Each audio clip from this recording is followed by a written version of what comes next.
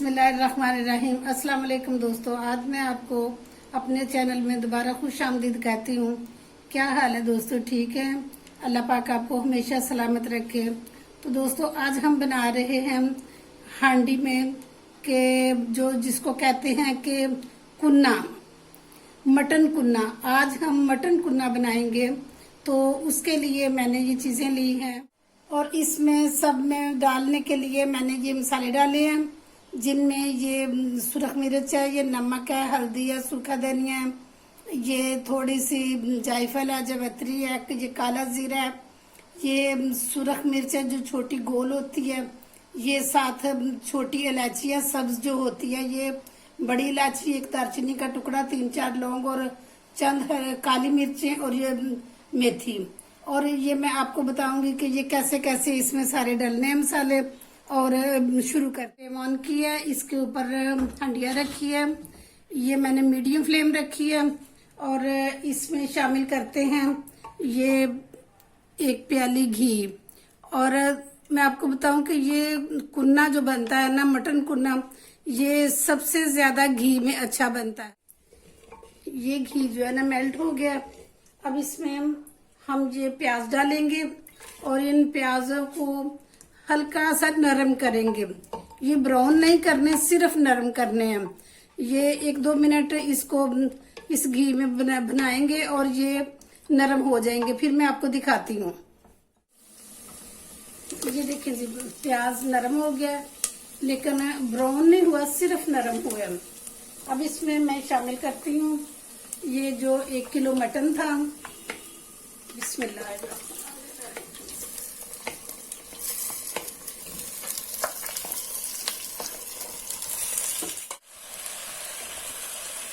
ये देखें, हमने इसको डाल के गोश्त को तो 2 मिनट के लिए भूना, ज्यादा नहीं भूनना। तो अब इसमें हम शामिल करते हैं ये लहसुन अदरक और सब्ज मिर्च का पेस्ट, ये टमाटर जो टमाटर पेस्ट था, इसको फिर 2 मिनट के लिए भूनते हैं। शामिल करते हैं ये सुर्ख मिर्च और ये नमक, ये हल्दी और ये सूखा धनिया, और इसको फिर 2 मिनट के लिए भूनते हैं। अब इसमें ये जो 1 बड़ी इलायची थी, 2 छोटे छोटे पीस उसके थे दालचीनी के, चंद 1 दाने थे उसके काली मिर्चों के, लौंग थे 3, ये डालूंगी। और ये सब्ज इलायची जो थी ना, उसके मैंने दाने निकाल के रखे हुए थे। ये 5-7 सब्ज इलायचियां लेके उसके दाने डालने थे। तो बेशक आप साबुत इलायची भी डाल सकते। अब इसको मैंने भूना है और इसमें अब पानी शामिल करते हैं।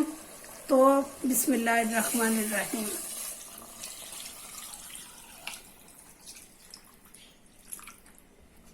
ये 1 किलो के जो 1 किलो गोश्त होता है ना, उसके लिए 1 किलो पानी ही जो होता है ना, ये मुकम्मल होता है। तो इसके अलावा कम हो या ज्यादा हो, उससे फिर ये ठीक नहीं बनता। कम हो तो ये होता है ना कि ये गलने में फिर फर्क होता है। अभी इसकी मैंने फ्लेम मीडियम रखी है। ये थोड़ा सा इसको जब ये बॉयल आ जाएगा, फिर इसको मैं स्लो कर दूंगी। अब इसमें मैंने पानी डाल के तो इसको जो लाइट है हल्की करके, इसकी जो फ्लेम है वो कम करके, तो इसको 1.5 घंटे के लिए रख देती हूँ पकने के लिए, हल्की आंच पे। तो अब इसके ऊपर मैं ये ढकना देती हूँ। तो मिलते हैं 1-1.5 घंटे के बाद। और मैं आपको बताऊं कि ये होता है कि गोश्त के हिसाब से होता है। अमूमन होता है कि कुछ गोश्त जल्दी गल जाता है, कुछ गोश्त जो है ना वो देर से गलता है।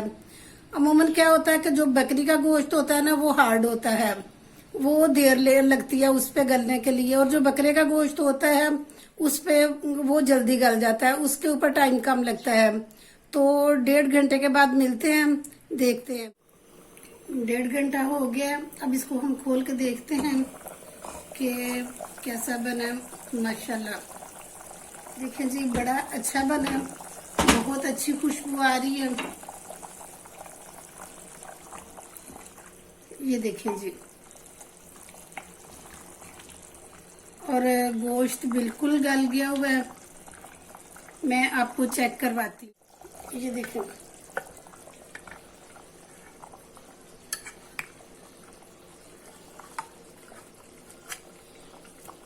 ये बिल्कुल एक अलग-अलग हो गई है, इतने ये गल गया हुआ है गोश्त। अब इसमें ये जायफल और जावित्री है, इसको मैंने खुद जो है ना पीसा हुआ है, ये बाजार से पीसी हुई नहीं लाई, खुद मैंने पीसा है। और ये काला जीरा है, ये मैंने रखा हुआ था 1 टीस्पून। और ये सुर्ख मिर्च थी जो गोल मिर्च है, और ये मेथी है। इन सबको मैंने डाल दिया और अब इसको थोड़ा सा पकाती हूँ। ये इसकी ग्रेवी थिक करने के लिए मैंने ये फाइन आटा लिया और ये मैंने 3 चम्मच लिए हैं, ये जो है टेबल स्पून लिए हैं, इनको मिक्स किया पानी में। आपने ये दूसरा आटा जो घर वाला होता है, घर की चक्की का, वो नहीं इस्तेमाल करना, और ये आपने फाइन आटा लेना है, ये ज़्यादा बेस्ट रहता है। और दूसरा ये है कि बाज़ लोग वो मैदा डालते हैं, मैदा भी नहीं ठीक रहता और ये आटा ठीक रहता है। और इसको थोड़ा थोड़ा करके मैं इसमें शामिल करूँगी और इसकी जो है ना ग्रेवी देखेंगे कि जितनी हमें चाहिए थी उतनी हम रख लेंगे।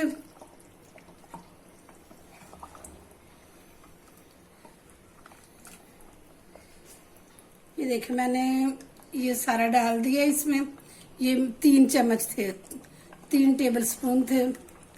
और ये देखिए माशाल्लाह कितनी अच्छी थिक बन गई है। और अब इसको दम के ऊपर 5-7 मिनट के लिए बहुत लो फ्लेम के ऊपर मैं रख दूंगी।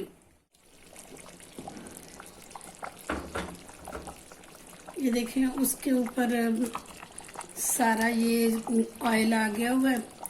अब मैं इसको डिश आउट करके दिखाती हूँ। ये हमारा मटन कुन्ना तैयार हो गया।